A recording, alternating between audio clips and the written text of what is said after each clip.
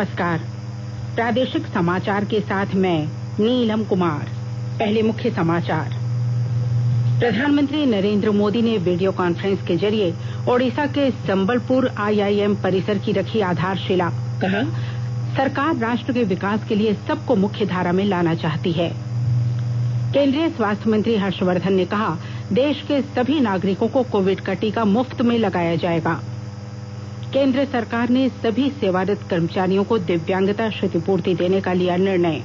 और राज्य में पिछले 24 घंटों में 105 लोग कोरोना से हुए स्वस्थ। अब समाचार विस्तार से। कोविड-19 महामारी के खिलाफ देश एकजुट होकर लड़ रहा है।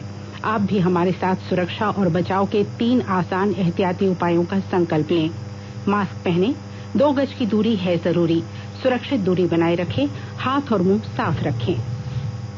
प्रधानमंत्री नरेंद्र मोदी ने वीडियो कॉन्फ्रेंस के जरिए ओडिशा के संबलपुर में भारतीय प्रबंधन संस्थान आईआईएम परिसर की आधारशिला रखी। इस मौके पर प्रधानमंत्री ने कहा कि आईआईएम संबलपुर के बनने से संबलपुर शिक्षा का नया हब बनने जा रहा है। सरकार राष्ट्र के विकास के लिए सबको मुख्य धारा में लाना चाहती है। श्री मोदी ने कहा कि अब समय के साथ ही नहीं, समय के पहले भी चलने की कोशिश करें। प्रबंधन विशेषज्ञ लोकल फॉर वोकल के जरिए संबलपुरी टेक्सटाइल को नई ऊंचाई पर ले जा सकते हैं और ओडिशा के पर्यटन क्षेत्र को नई पहचान दे सकते हैं। प्रधानमंत्री ने कहा कि विशेषज्ञों को देश में अपना प्रबंधन कौशल दिखाना है। वे स्टार्टअप के जरिए भी अपना प्रबंधन कौशल दिखा सकते हैं। ये दशक और ये सदी भारत में नए नए मल्टीनेशनल के निर्माण का है। भारत का सामर्थ्य दुनिया में छा जाए, इसके लिए ये उत्तम कालखंड आया है। आज के स्टार्टअप्स ही कल के मल्टीनेशनल्स हैं और ये स्टार्टअप्स ज्यादातर किन शहरों में बन रहे हैं, जिन्हें हम आमतौर की भाषा में टीयर 2, टीयर 3 सिटीज कहते हैं। आज स्टार्टअप्स का उभार उन जगह पे देखने को मिलता है। इन स्टार्टअप्स को भारतीय युवाओं की नई कंपनियों को और आगे बढ़ने के लिए उसके लिए बेहतरीन मैनेजर्स चाहिए। देश के नए क्षेत्रों में नए अनुभव लेकर निकल रहे मैनेजमेंट एक्सपर्ट्स भारत की कंपनियों को नई ऊंचाई देने में बड़ी भूमिका निभाएंगे। ओडिशा सरकार ने प्रस्तावित परिसर के लिए 200 एकड़ भूमि उपलब्ध कराई है, जबकि केंद्रीय शिक्षा मंत्रालय ने इस परियोजना के लिए प्रशासनिक सहयोग और 400 करोड़ से अधिक का अनुदान स्वीकृत किया है। नवीकरणीय ऊर्जा का अधिकतम उपयोग करने वाला यह हरित परिसर होगा। इस निर्माण को 2022 तक पूरा करने का लक्ष्य रखा गया है। केंद्रीय स्वास्थ्य और परिवार कल्याण मंत्री हर्षवर्धन ने आज नई दिल्ली में यह जानकारी देते हुए बताया कि पूरे देश में कोविड का टीका सभी को मुफ्त लगाया जाएगा। डॉक्टर हर्षवर्धन आज शुरू हुए कोविड टीकाकरण पूर्वाभ्यास का जायजा लेने के लिए दिल्ली के विभिन्न अस्पतालों का दौरा कर रहे थे। उन्होंने लोगों से अपील की कि वे टीके की सुरक्षा और उसके प्रभाव को लेकर फैलाई जा रही अफवाहों से गुमराह न हों। उन्होंने कहा कि सरकार टीकाकरण के लिए तय दिशा निर्देशों के साथ किसी तरह का समझौता नहीं करेगी। उन्होंने कहा कि टीके को लेकर आम लोगों में हिचक पोलियो टीकाकरण के दौरान भी देखी गई थी, लेकिन बाद में यह अभियान बहुत सफल रहा। उन्होंने कहा कि आज राष्ट्रव्यापी टीकाकरण पूर्वाभ्यास 4 राज्यों में पहले किए गए पूर्वाभ्यासों से मिले फीडबैक के आधार पर चलाया जा रहा है। उन्होंने कहा कि इस अभ्यास के दौरान वास्तविक टीका लगाए जाने को छोड़कर टीकाकरण की बाकी सभी प्रक्रियाओं का पालन किया जा रहा है। स्वास्थ्य मंत्री ने कहा कि टीके लगाए जाने के लिए करीब 2000 लोगों को प्रशिक्षित किया गया है। सभी राज्यों और केंद्र शासित प्रदेशों में भी टीकाकरण के लिए बड़ी संख्या में स्वास्थ्य कर्मियों को तैयार किया गया है। कोविड-19 टीकाकरण का राष्ट्रव्यापी पूर्वाभ्यास आज किया जा रहा है। इस कार्यक्रम के माध्यम से लाभार्थियों को वैक्सीन के नमूने दिए जाएंगे। इसका उद्देश्य वैक्सीन शुरू करने की तैयारियों की जांच करना है। आज का पूर्वाभ्यास सभी राज्यों और केंद्र शासित प्रदेशों में किया जा रहा है। राज्यों और केंद्र शासित प्रदेशों से कहा गया है कि वे कम से कम 3 सत्र स्थलों पर पूर्वाभ्यास कार्यक्रम चलाएं। पूर्वाभ्यास में प्रत्येक केंद्र में 25 लाभार्थियों की जांच की जा रही है। कृत्रिम टीकाकरण से पूर्वाभ्यास में योजना और कार्यान्वयन के बीच तालमेल की जांच होगी तथा होने वाली समस्याओं का भी पता चलेगा। पूर्वाभ्यास कोविन ऐप की भी जांच होगी, जिसे कोविड-19 टीकाकरण अभियान के लिए विशेष रूप से विकसित किया गया है। सभी राज्य हेल्पलाइन संख्या 104 को अधिक मजबूत बना रहे हैं। अन्य हेल्पलाइन संख्या 1075 के अलावा इस नंबर का उपयोग भी वैक्सीन से संबंधित किसी जानकारी के लिए किया जाएगा। कॉल सेंटर के कर्मचारियों को इससे संबंधित क्षमता निर्माण प्रशिक्षण दिया गया है। पाकुड़ जिले में आज 2 केंद्रों पर कोरोना टीकाकरण का ड्राई रन किया गया। कोरोना टीकाकरण की तैयारी प्रशासन द्वारा पूरी कर ली गई है। वैक्सीन के रखरखाव और उससे सुरक्षित वितरण को लेकर जिला से प्रखंड स्तर तक कोल्ड चेन पर विशेष ध्यान दिए गए हैं। जिले के सदर अस्पताल और हिरणपुर प्रखंड के डांगापाड़ा उप स्वास्थ्य केंद्र में टीकाकरण का ड्राई रन किया गया।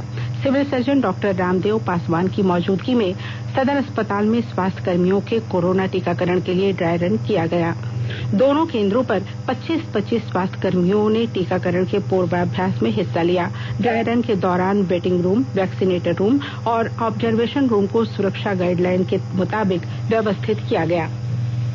गेल इंडिया जमशेदपुर में टाटा स्टील के कर्मचारियों के लिए बनाए गए क्वार्टर में पाइपलाइन के जरिए रसोई गैस की आपूर्ति की जाएगी।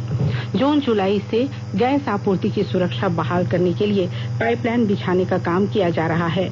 विस्तृत ब्यौरा दे रहे हैं हमारे जमशेदपुर संवाददाता।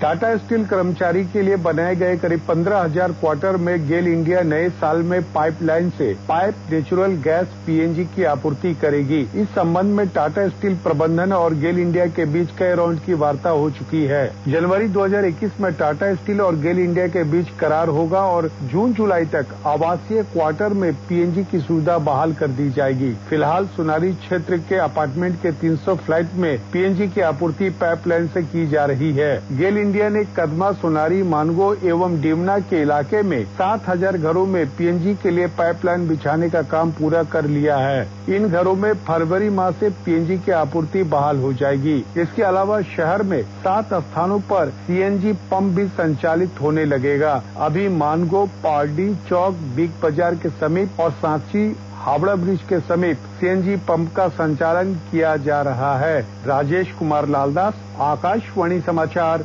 जमशेदपुर। राष्ट्रपति रामनाथ कोविंद और प्रधानमंत्री नरेंद्र मोदी ने कांग्रेस के वरिष्ठ नेता बूटा सिंह के निधन पर गहरा शोक व्यक्त किया है। राष्ट्रपति ने अपने ट्वीट संदेश में कहा कि बूटा सिंह के निधन से देश ने एक ऐसा उत्कृष्ट प्रशासनिक अनुभव वाला व्यक्ति खो दिया है जिसने सबसे लंबे समय तक सांसद के रूप में अपनी सेवाएं दी। उन्होंने कहा कि बूटा सिंह समाज के कमजोर वर्गों के हितों के लिए हमेशा काम करते रहे। प्रधानमंत्री ने अपने ट्वीट संदेश में कहा कि बूटा सिंह एक कुशल प्रशासक थे जो गरीबों और वंचित लोगों की बेहतरी के लिए हमेशा आवाज उठाते रहे। 86 वर्षीय बूटा सिंह का आज दिल्ली स्थित अखिल भारतीय आयुर्विज्ञान संस्थान में निधन हो गया। वह पिछले साल अक्टूबर से ही कोमा में थे। आकाशवाणी के ताजातरीन समाचारों के लिए आप हमारी वेबसाइट newsonair.com पर लॉग ऑन कर सकते हैं। ताजा समाचार Twitter handle @AIR news alerts और Facebook page all India radio news पर भी उपलब्ध है। आप प्रादेशिक समाचार एकांश के Twitter handle @AIR news _Ranchi और Facebook page AIR news Ranchi के अलावा YouTube channel regional news unit Ranchi पर भी हमारे बुलेटिन सुन सकते हैं। प्रादेशिक समाचार आप आकाशवाणी रांची से सुन रहे हैं और अब पेश है कोरोना से बचाव के कुछ संदेश। कोविड-19 से बचाव और सुरक्षित रहने के 3 उपाय।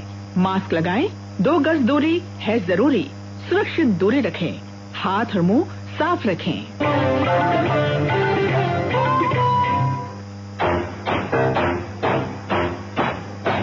चलो मिलकर एक शुरुआत करें, चलो एक फैसला आज करें, मास्क नहीं तो टोकेंगे, कोरोना को रोकेंगे, चलो एक वादा करते हैं, चलो एक वादा करते हैं, मास्क नहीं तो टोकेंगे, कोरोना को रोकेंगे। भारत सरकार द्वारा जनहित में जारी। केंद्र सरकार ने सभी सेवारत कर्मचारियों की दिव्यांगता क्षतिपूर्ति देने का निर्णय लिया है।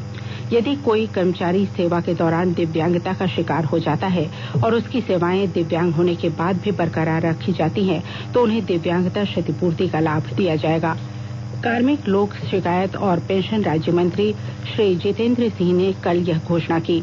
उन्होंने कहा कि इससे केंद्रीय सशस्त्र पुलिस बल जैसे सीआरपीएफ, बीएसएफ, सीआईएसएफ इत्यादि के युवा जवानों को बड़ी राहत मिलेगी, जिनकी सेवा की प्रकृति ऐसी है कि वे अपना दायित्व निभाते हुए दिव्यांगता का शिकार हो जाते हैं।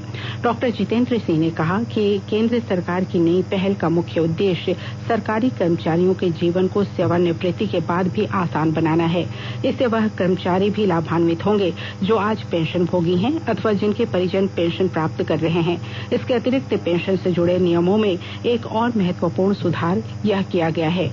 इस सुधार के अनुसार यदि किसी सरकारी कर्मचारी की 7 वर्ष की सेवा पूर्ण होने से पहले ही सेवा के दौरान मृत्यु हो जाती है, तब भी कर्मचारी के परिवार को उसके आखिरी भुगतान की 50% राशि पेंशन के तौर पर निर्धारित की जाएगी।